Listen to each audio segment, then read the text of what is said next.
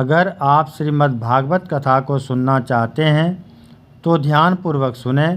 साथ ही एक आग्रह करूंगा कि जिस तरह से आप किसी को वस्तु या पैसे दान करते हैं, ठीक उसी प्रकार मेरे भागवत ज्ञान चैनल को लाइक सब्सक्राइब करने से मुझे एक बड़ा दान मिल जाएगा। और अगली अध्याय को सुनने या पढ़ने के लिए घंटी पर जाकर ऑल कर दें और कथा का आनंद लें। ओम श्री गणेशाय नमः। ओम नमो भगवते वासुदेवाय।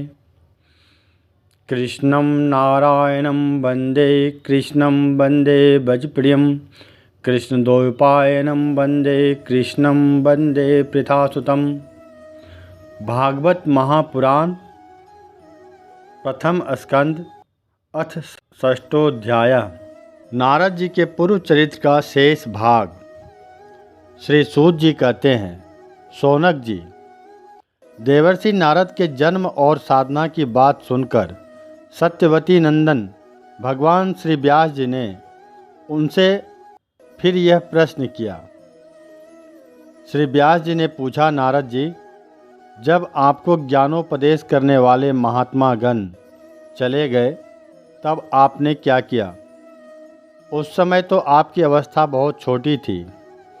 आपकी शेष आयु किस प्रकार व्यतीत हुई और मृत्यु के समय आपने किस विधि से अपने शरीर का परित्याग किया? काल तो सभी वस्तुओं को नष्ट कर देता है। उसने आपकी इस पूर्वकल्प की स्मृति का कैसे नाश किया? श्री नारद जी ने कहा, मुझे ज्ञानोपदेश करने वाले महात्मा गण जब चले गए तब मेरी अवस्था बहुत छोटी थी। मैं अपनी माँ का इकलौता लड़का था। एक वह स्त्री थी, दूसरे मूढ़ और तीसरे दासी थी। मुझे भी इसके सिवा और कोई सहारा नहीं था। उसने अपने को मेरे स्नेह पास से जकड़ रखा था। वह मेरे योगक्षेम की चिंता तो बहुत करती थी, परंतु पराधीन होने के कारण कुछ कर नहीं पाती थी। मैं भी अपनी माँ के स्नेह बंधन में बंधकर उस ब्राह्मण बस्ती में ही रहा। मेरी अवस्था केवल 5 वर्ष की थी। मुझे दिशा, देश और काल के संबंध में कुछ भी ज्ञान नहीं था। एक दिन की बात है, मेरी माँ गौ दूहने के लिए रात के समय घर से बाहर निकली। रास्ते में उसके पैर से सांप छू गया। उसने उस बेचारी को डस लिया। उस सांप का क्या दोष? काल की ऐसी ही प्रेरणा थी। मैंने समझा, भक्तों का मंगल चाहने वाले भगवान का यह भी एक अनुग्रह ही है। इसके बाद मैं उत्तर दिशा की ओर चल पड़ा। उस ओर मार्ग में मुझे अनेकों धन धान्य से संपन्न देश, नगर, गांव, अहिरों की चलती फिरती बस्तियां, खाने, खेड़े, नदी और पर्वतों के तटीवर्ती पड़ाव, वाटिकाएं, वन, उपवन और रंग बिरंगे धातुओं से युक्त विचित्र पर्वत दिखाई पड़े। कहीं कहीं जंगली वृक्ष थे जिनकी बड़ी बड़ी शाखाएं हाथियों ने तोड़ डाली थी। शीतल जल से भरे हुए जलाशय थे जिनमें देवताओं के काम में आने वाले कमल थे। उन पर पक्षी तरह तरह की बोली बोल रहे थे। यह सब देखता हुआ मैं आगे बढ़ा। मैं अकेला ही था। मैंने एक घोर गहन जंगल देखा। उसमें नरकट, बांस, सेंठा, कुश, कीचड़ आदि खड़े थे। उसकी लंबाई चौड़ाई भी बहुत थी और वह सांप, उल्लू, सियार आदि भयंकर जीवों का घर हो रहा था। देखने में बड़ा भयानक लगता था। चलते चलते मेरा शरीर और इंद्रियां शिथिल हो गई। मुझे बड़े जोर की प्यास लगी। वहाँ एक नदी मिली। उसके कुंड में मैंने जलपान और आचमन किया।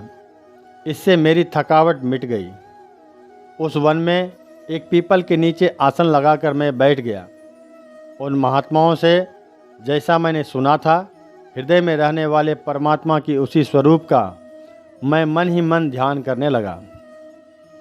भक्ति भाव से वशीकृत चित्त द्वारा भगवान के चरण कमलों का ध्यान करते ही भगवत प्राप्ति की उत्कट लालसा से मेरे नेत्रों में आंसू छलछला आए और हृदय में धीरे धीरे भगवान प्रकट हो गए। व्यास जी, उस समय प्रेम भाव के अत्यंत उद्रेक से मेरा रोम रोम पुलकित हो उठा। हृदय अत्यंत शांत और शीतल हो गया। उस आनंद की बाढ़ में मैं ऐसा डूब गया कि मुझे अपना और ध्येय वस्तु का तनिक भी भान न रहा। भगवान का वह अनिर्वचनीय रूप समस्त शोकों का नाश करने वाला और मन के लिए अत्यंत लुभावना था। मैं बहुत ही विकल हो गया और अनमना सा होकर आसन से उठ खड़ा हुआ। मैंने उस स्वरूप का दर्शन फिर करना चाहा, किंतु मन को हृदय में समाहित करके बार बार दर्शन की चेष्टा करने पर भी मैं उसे नहीं देख सका। मैं अतृप्त के समान आतुर हो उठा। इस प्रकार निर्जन वन में मुझे प्रयत्न करते देख स्वयं भगवान ने, जो वाणी के विषय नहीं हैं, बड़ी गंभीर और मधुर वाणी से मेरे शोक को शांत करते हुए कहा, खेद है कि इस जन्म में तुम मेरा दर्शन नहीं कर सकोगे। जिनकी वासनाएं पूर्णतया शांत नहीं हो गई है, उन अधकचरे योगियों को मेरा दर्शन अत्यंत दुर्लभ है। निष्पाप बालक, तुम्हारे हृदय में मुझे प्राप्त करने की लालसा जागृत करने के लिए ही मैंने एक बार तुम्हें अपने रूप की झलक दिखाई है। मुझे प्राप्त करने की आकांक्षा से युक्त साधक धीरे धीरे हृदय की संपूर्ण वासनाओं का भली भांति त्याग कर देता है। अल्पकालीन संत सेवा से ही तुम्हारी चित्तवृत्ति मुझ में स्थिर हो गई है। अब तुम इस प्राकृत मलिन और शरीर को छोड़कर मेरे पार्षद हो जाओगे। मुझे प्राप्त करने का तुम्हारा यह दृढ़ निश्चय कभी किसी प्रकार नहीं टूटेगा। समस्त सृष्टि का प्रलय हो जाने पर भी मेरी कृपा से तुम्हें मेरी स्मृति बनी रहेगी। आकाश के समान अव्यक्त सर्वशक्तिमान महान परमात्मा इतना कहकर चुप हो रहे। उनकी इस कृपा का अनुभव करके मैंने उन भगवान को सिर झुकाकर प्रणाम किया। तभी से मैं लज्जा संकोच छोड़कर भगवान के अत्यंत रहस्यमय और मंगलमय मधुर नामों और लीलाओं का कीर्तन और स्मरण करने लगा। अब मैं आनंद से काल की प्रतीक्षा करता हुआ पृथ्वी पर विचरने लगा। व्यास जी, इस प्रकार भगवान की कृपा से मेरा हृदय शुद्ध हो गया, आसक्ति मिट गई और मैं श्री कृष्ण परायण हो गया। कुछ समय बाद जैसे एकाएक बिजली कौंध जाती है, वैसे ही अपने समय पर मेरी मृत्यु हो गई। मुझे शुद्ध भागवत पार्षद शरीर का प्राप्त होने का अवसर आने पर प्रारब्ध कर्म समाप्त हो जाने के कारण 5 भौतिक शरीर नष्ट हो गया।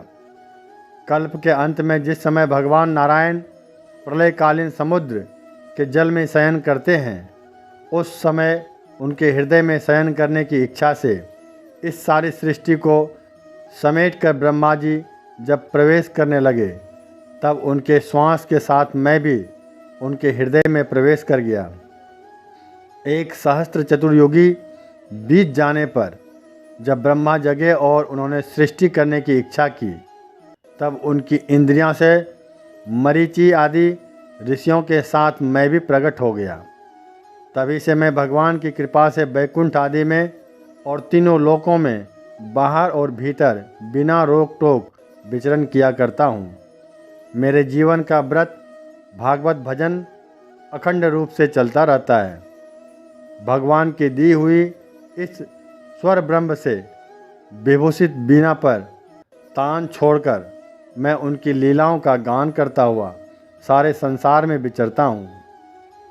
जब मैं उनकी लीलाओं का गान करने लगता हूँ, तब वे प्रभु जिनके चरण कमल समस्त तीर्थों का उद्गम स्थान है और जिनका यशोगान मुझे बहुत ही प्रिय लगता है, बुलाए हुए की भांति तुरंत मेरे हृदय में आकर दर्शन दे देते हैं। जिन लोगों का चित्त निरंतर विषय भोगों की कामना से आतुर हो रहा है, उनके लिए भगवान की लीलाओं का कीर्तन संसार सागर से पार जाने का है।